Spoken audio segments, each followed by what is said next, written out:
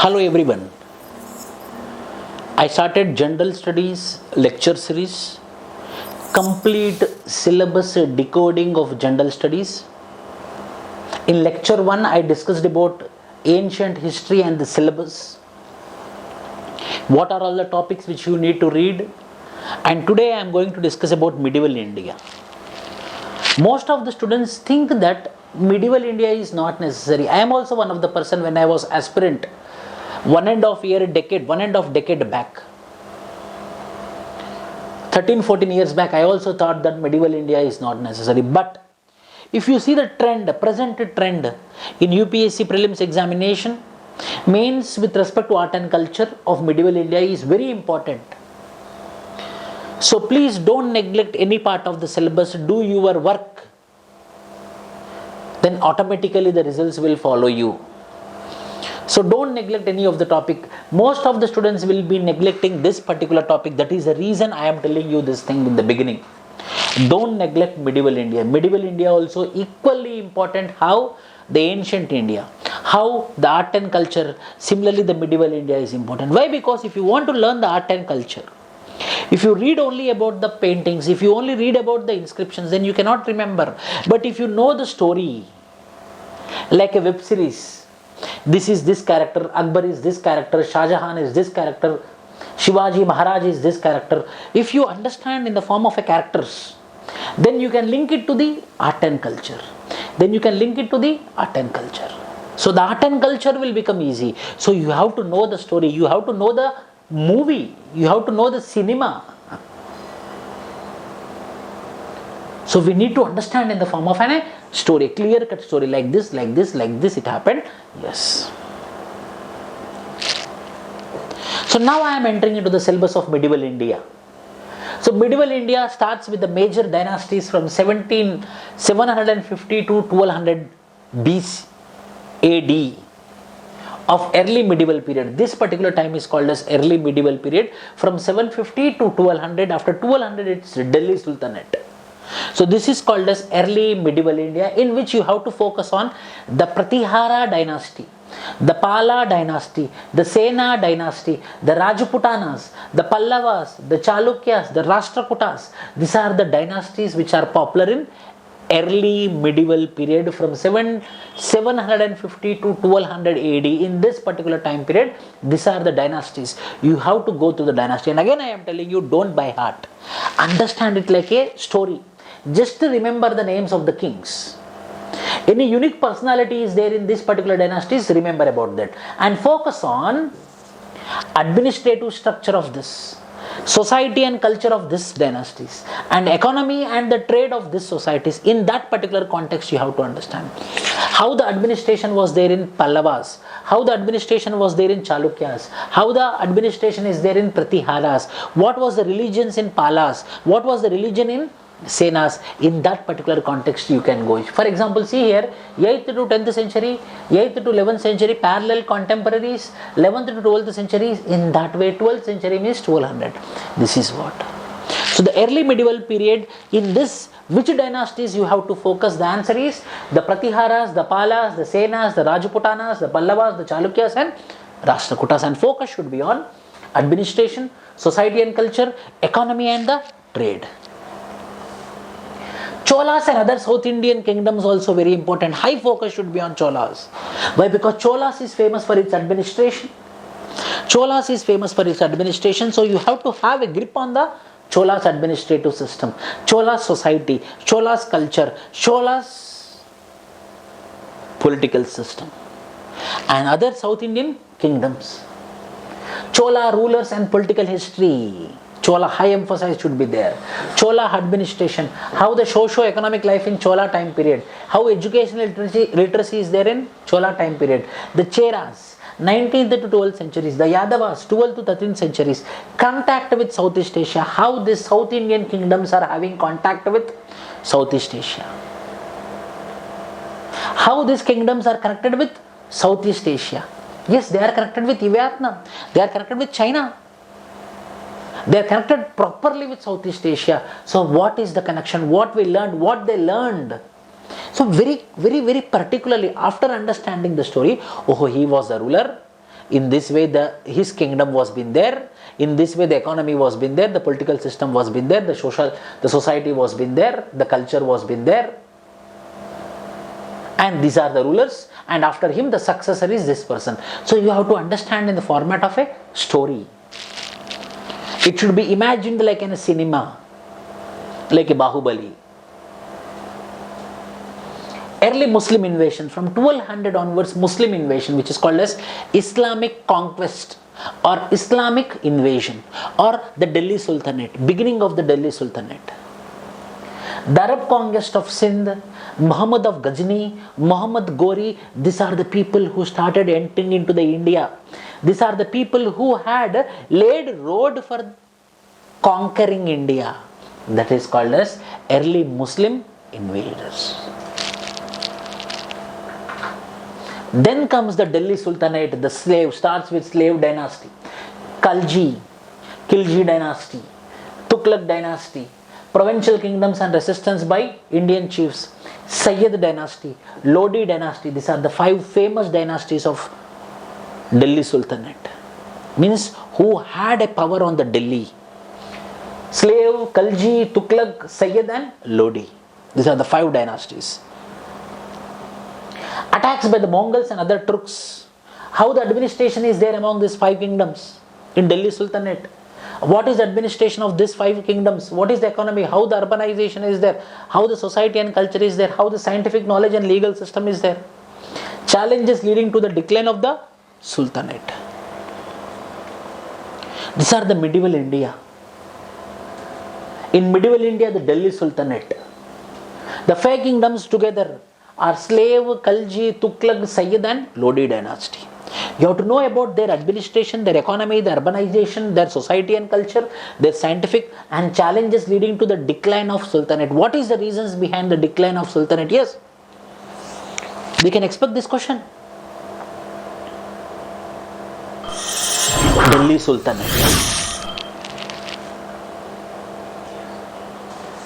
Consolidation and expansion of the empire, Akbar. So here comes, after this, the most important is the Mughal dynasty, and in Mughal dynasty it is the Akbar. How he consolidated the India. India became together, the unification of India happened in Akbar times. How he unified, what was his culture, what was his society, how the economic systems was been there, what type of taxes were been there. Conflict with Afghans, Hemu, second battle of Panipat, struggle with nobility, Bairam Khan's regency, revolt of Uzbek nobles, early expansion of the empire 1560 to 1776, Malwa, Gharkhanda, Rajasthan, Gujarat, Eastern India, relations with Rajputs, how this Akbar maintained the relationship with the Rajputs, rebellions and further expansion of the empire in the northwest, how it happened. So everything about the Mughal dynasty, Mughal architecture. If you go to hotel, we will tell Mughalai. Yes, Mughal cuisine.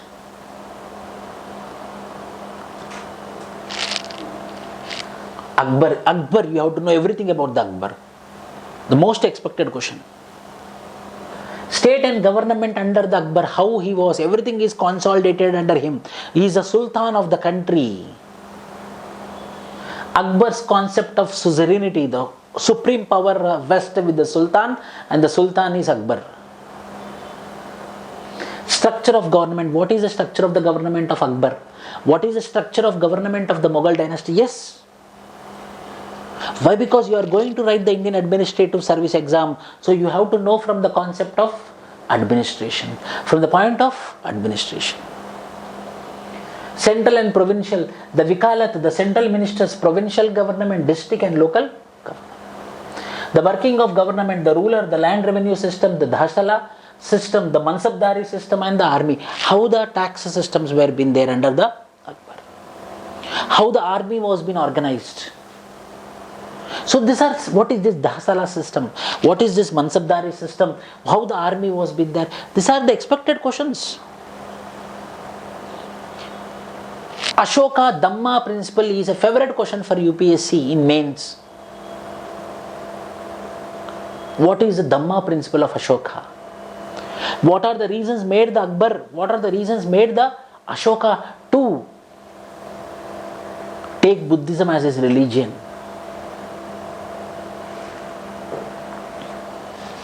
Akbar's religious views, yes. Why? Because he is the person who told Din Ilahi. All the religions are equal before the eyes of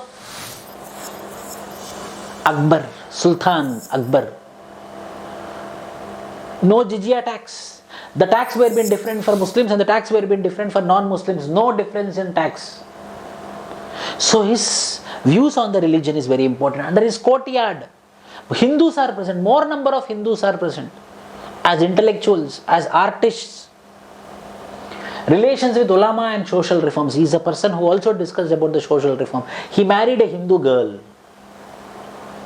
The early phase of the second phase, the Ibdat Khan debates, the Mazhar breach with Orthodox, ulma reorganization of Madadid-i Mashagrans.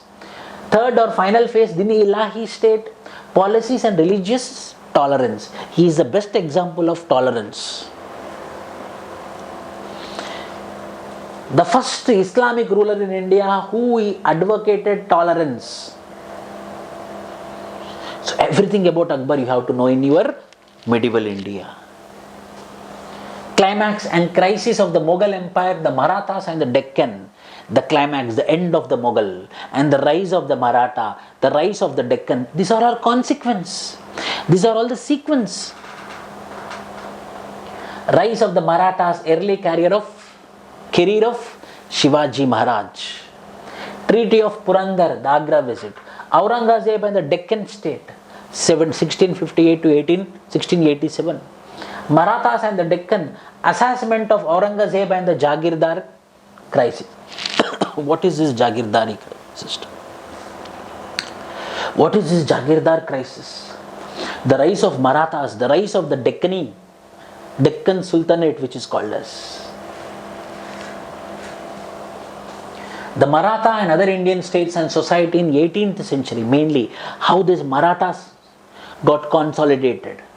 The Marathas and their policy of expansion. You have to understand, some of the questions are asked according to the wish of the government. The wish of the government is Hindutva. So there are some questions which is promoting the Hindutva. The Maratha is famous for Hindutva. So I am expecting the question will be on Maratha. Marathas and the Nizamul Mulk of Hyderabad of Nizam. The Maratha advanced into Gujarat and Malwa. The Maratha advanced into Doab, Ganga, Yamuna, Doab and Punjab. The phases, first phase, second phase. And third battle of Panipat, very important. Shivaji time period, Shivaji's administration, who are Peshwas, other Indian states like Bonsalas, Holkars, Gaikwads, Sindhias, yes, other dynasties. The contemporaries of Marathas. Economic conditions in the 18th century, social and cultural life. Compulsory you have to focus in medieval India, the social, political, economical and cultural life of the dynasty. How the society is there, how the culture is there, how the economy is there, how the political system is there and how the administration is there. That you have to focus. How the Marathas administration, how the Deccan administration, how the Mughal administration. The next is Gupta.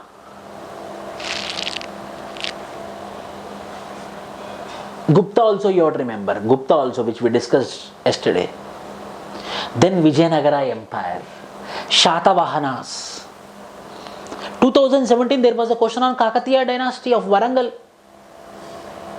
We can expect such questions. Vijayanagara Empire of South India, famous kingdom. What is its political history? What is its administration? What are social and cultural life? How the economic conditions are there? Conflicts with the Bahmani kingdom of. So we have to focus on politics, how the political systems are there, how the administration is there, how the society is organized, how the culture is there, and how the economic conditions are there. So emphasis should be on this. How the religious tolerance is there for every. I am telling you, make a notes in medieval India. Shivaji, his political system, his society, his culture, his economy, and his view on religion. Akbar, these all things.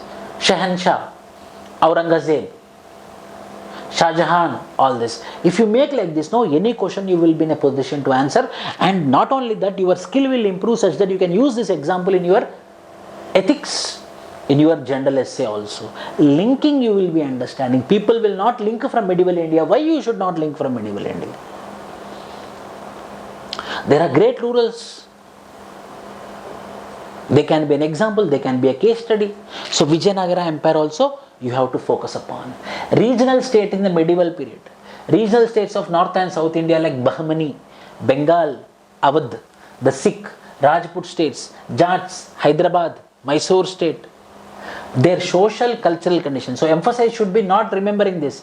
Emphasis should be how the social conditions, how the cultural conditions, how the economic conditions, how the military conditions.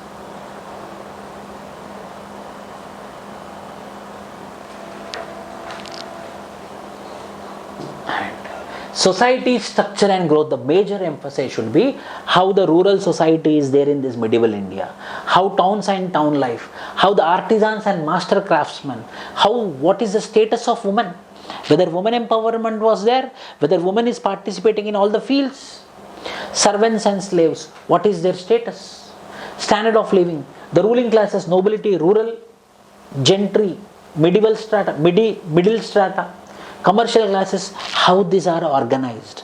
So we need to organize the people in medieval India, how their administration is there, how their society is there, how their culture is there, how their economic systems is there, and their views on the religion is most important.